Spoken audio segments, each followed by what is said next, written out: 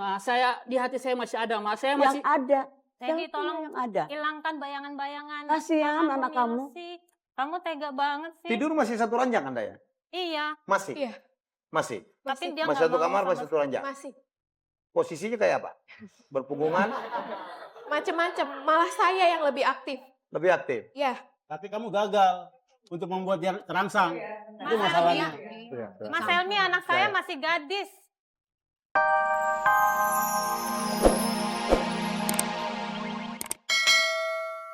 Dan kita juga masih berada di tengah persoalan antara Teddy dan Sylvia, di mana persoalan ini kita sebenarnya tidak bisa menyalahkan kedua belah pihak ya, karena masing-masing memang memiliki permasalahan atau persoalan yang bersangkutan dengan rasa. Ya. Rasa itu nggak bisa dikontrol, ya, rasa itu tidak bisa diperintah. Dia muncul, hilang, bersemi, menyusut dengan sendirinya. Tinggal kita cari tahu faktornya apa penyebabnya. Jadi itu yang mau kita cari ya Mas. Oke. Boleh kita pertanyaan kedua? Oke, silakan Mas. Oke.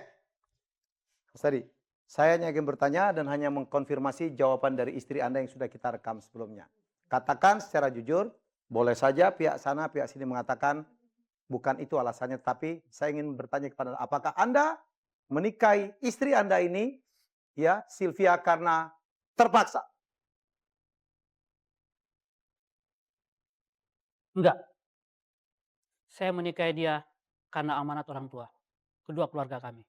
Ya itu terpaksa dong berarti. Tidak sesuai dengan keinginan hati Anda sendiri. Ya, saat itu tidak ada pilihan lain. Tapi menurut saya bukan paksaan dari dia, karena tidak ada pilihan lain, terpaksa saya harus menerima dia. Terpaksa. Bukan dipaksa, Bukan dipaksa, tapi Terpaksa. terpaksa. Saya merasa suami saya tidak bahagia dengan saya. Sepertinya dia terpaksa menikah dengan saya.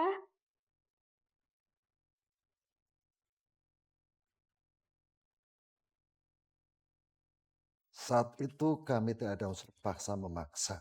Tapi karena ingat, cucu-cucu saya Ajeng dan Dimas perlu kasih sayang. Saya tahu itu, Pak. Saya bilang sekali lagi, tidak ada paksaan, tapi terpaksa. Karena melihat kedua anak saya yang masih membutuhkan seorang ibu, seorang mama. Jadi tidak ada pilihan lain saat itu, pikiran lagi kalut, terpaksa saya menerima. Dan sekarang kamu anggap anak saya hanya sebagai baby sister. Iya, cukup itu. Bukan itu, Pak. Saya terima dia, dan terpaksa, dan saya mencoba mencintai dia hingga 4 tahun. Tapi nggak bisa? Tapi tidak bisa. Hingga Mohon saat ini. tidak ada kata terpaksa. Oke, dari sana begitu, Ibu, apakah pernah memaksa putra Ibu untuk menikah dengan adik dari istri pertamanya? Ya sebenarnya karena anak-anak itu sudah sayang sama tantenya, dan tantenya juga udah sayang sama ini. Ya apalah kita dijodohkan aja supaya. Dan Ibu setuju saat itu? Ya setuju, tapi dia juga kenapa mau, tapi kenapa sekarang kok nggak kasihan sama istri kamu? Anak-anak juga sudah sayang. Mama tidak tahu perasaan saya, Mas. Saya tidak butuh materi, Istri Mas. Saya kamu butuh coba, kebutuhan biologis istri juga, kamu Mas. sudah sayang sama anak kamu, sudah berusaha untuk mencintai kamu. Tapi kenapa kamu masih mempermainkan istri kamu? Kurang bagaimana istri kamu? Kamu cukup berusaha nggak sih? Berusaha, saya Bu. berusaha, cukup berusaha. Kamu berusaha. Saya cukup berusaha, tapi Saya jujur, kok yang berusaha. Tolong, saya juga Yosi sudah berusaha. almarhum tadi. Kapan Tolong kamu mau berusaha? lupakan. walaupun almarhum, Mas, di hati saya masih ada, Mas. Saya Yang masih ada. Teddy, Yang tolong yang ada. hilangkan bayangan-bayangan. Kasihan Mama anak kamu. Milosih. Kamu tega banget sih. Tidur masih satu ranjang Anda ya? Iya. Masih? Iya. Masih? Tapi dia Masih nggak satu mau kamar, sama masih satu ranjang? Masih. Posisinya kayak apa? Berpunggungan? Macem-macem. Malah saya yang lebih aktif. Lebih aktif? Ya. Tapi kamu gagal untuk membuat dia terangsang. Itu Mas masalahnya. Mas Helmi, anak saya masih gadis. Anak saya masih gadis. Dia perlu belajar mengenai seks. Nggak masalah dari suaminya. Teddy, apakah dia istri yang baik buat Anda? baik, Ibu yang baik buat anak-anak Anda? baik. Saya rasa Bagus kok anak saya. itu sudah lebih dari cukup ya. Tapi saya tidak hanya membutuhkan itu sebagai seorang laki-laki, Mbak. Oke. Tapi- Tadi Sylvia bilang dia nggak mau dimadu. Jadi niatnya Anda adalah sebenarnya tetap mempertahankan Sylvia sebagai istri, tapi Anda kawin lagi. Gitu. Hanya untuk memenuhi kebutuhan biologis itu. Jadi Anda punya 2 mainan. Nggak boleh begitu karena kasihan Jadi, sama anak-anak. Adik saya ini Nggak kasihan cantik, sama istri kamu. masih muda. Dapatin 10 laki-laki lebih dari kamu juga dapat, bisa. Loh, Tapi kamu cantiknya, Mas. Adik saya juga bisa dapat perubahan lebih cantik dari dia. Udah sabar, sabar. Kalau mau, Bangga, apa sih punya adik kayak gituan? Sabar. Bisa ngantri, adik saya nih. Dokter. dokter apa? Important.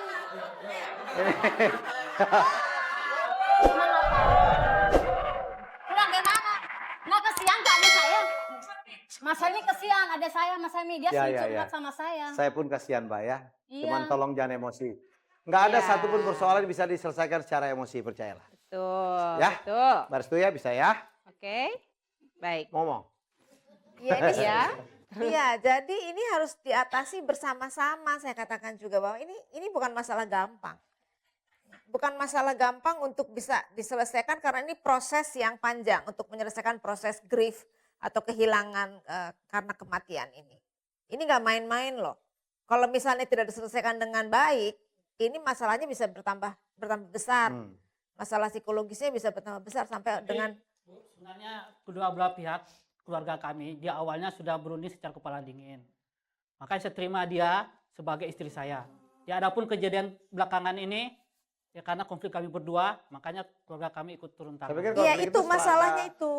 Konflik itu muncul setelah Anda mau ada wanita kedua itu ya, ketiga itu. Betul. Oke. Ini masalahnya Teddy sama masalahnya Sylvie itu serius sekali. Teddy mencari jalan keluar dengan mengatakan mau cari perempuan lain aja deh. Saking tertekan 4 tahun. Sylvie berusaha setengah mati, keluarganya nyap-nyap terus. Gak karu-karuan. Makin tajam, makin parah keadaannya. Parah, diem deh. Surya diem, kamu laki-laki kok nyolot kayak ke perempuan lagi nyolotnya. Yang 4 bener tahun aja. soalnya, Bu. Udah diam. Saya nggak tahu. Saya bicara dengan Bu Ina, Bu.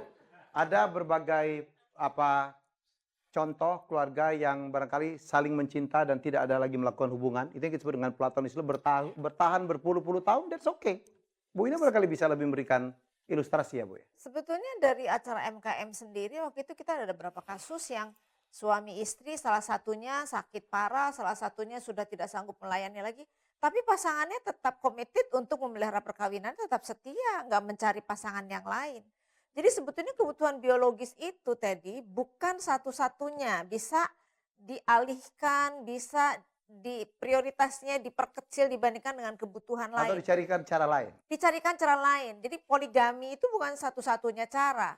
Anda coba lihat apa yang sudah dilakukan oleh istri Anda, hal-hal yang positif yang sudah dilakukan yang mungkin satu hal itu kebutuhan biologis belum terpenuhi. 4 tahun bukan waktu sebentar bagi saya. Bu. Betul, 4 tahun bukan Ada yang waktu 20 tahun sebentar. loh ya. Ada yang bertahan 30 tahun lebih Mas Teddy tanpa hubungan seks dengan istrinya. Ya. Dan mereka tetap saling Dan mencinta. tidak pernah melakukan poligami. Ya. Ya, jadi saya tidak mengatakan 4 tahun itu singkat, tapi kalau Anda bisa bertahan 4 tahun, coba usahakan lagi, bukan untuk bertahan, tapi cari jalan lain. Pasti ada Ya, jalan. betul. Mas Karena Teddy udah Dua-duanya sudah pernah mau. bilang belum sih sama Sylvia? Sylvia, saya itu sebenarnya paling suka melihat perempuan yang seperti ini. Sudah pernah belum bilang begitu sama Sylvia? Ya secara langsung belum ya. Ya, Oke. besok-besok langsung lah ya. Besok-besok kasih tahu Dan dong. saya nggak suka kamu ketinggian. Nah, gitu kan, mestinya ngomongnya begitu.